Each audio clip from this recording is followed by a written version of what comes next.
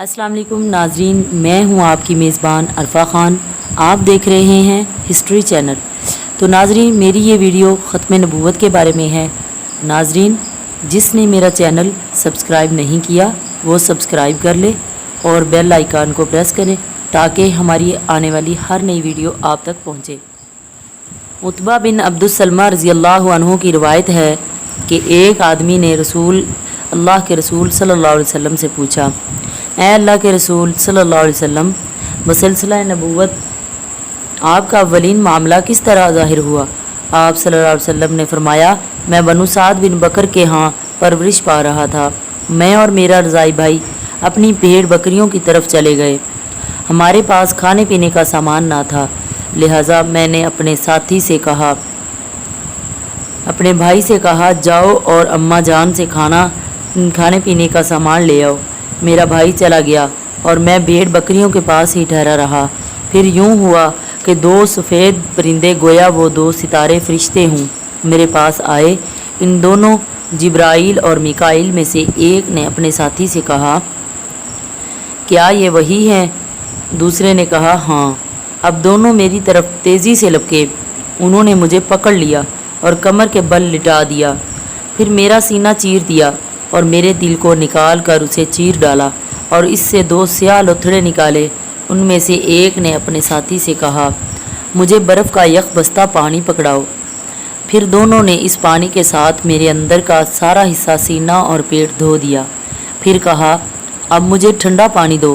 پھر اس ٹھنڈے پانی کے ساتھ دونوں نے میرا دل دھویا اور کہا، سکینت یعنی اطمینان اور وقار لاؤ۔ اب اسے ان دونوں نے میرے دل پر چھڑک دیا۔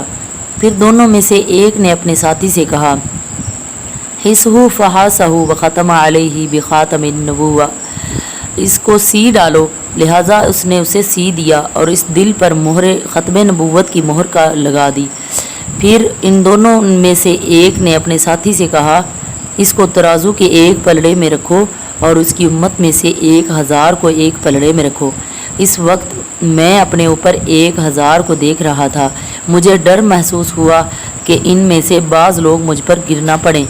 پھر کہا، اگر محمد صلی اللہ علیہ وسلم کو ایک پلڑے میں اور اس کی ساری امت کو دوسرے پلڑے میں رکھ دیا جائے تب بھی محمد صلی اللہ علیہ وسلم کا پلڑا بھاری رہے گا۔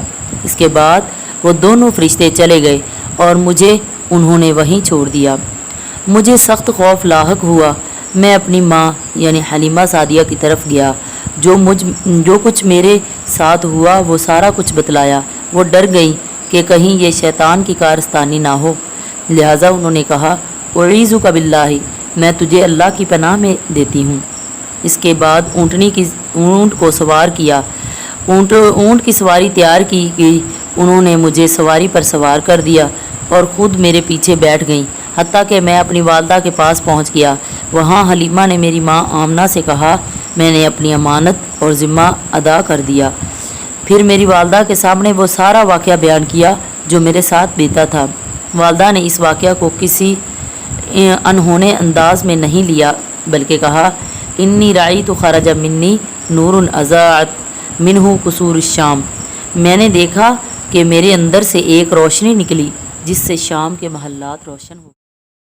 شام کے محلات روشن ہونے کا مطلب ہے کہ ابھی آپ صلی اللہ علیہ وسلم اس دنیا میں آئے بھی نہ تھے، کہ آپ صلی اللہ علیہ وسلم کی والدہ محترمہ کے ذریعے دنیا کو یہ پیغام دے دیا گیا کہ یہ بچہ جو پیدا ہونے والا ہے، اس کے مجاہد صحابہ جہاد کرتے ہوئے شام فتح کریں گے، عیسائی مغلوب ہوں گے، صلیب کے اندھیرے چھٹیں گے اور عیسائی علاقے اسلام کے نور سے جگمگائیں گے۔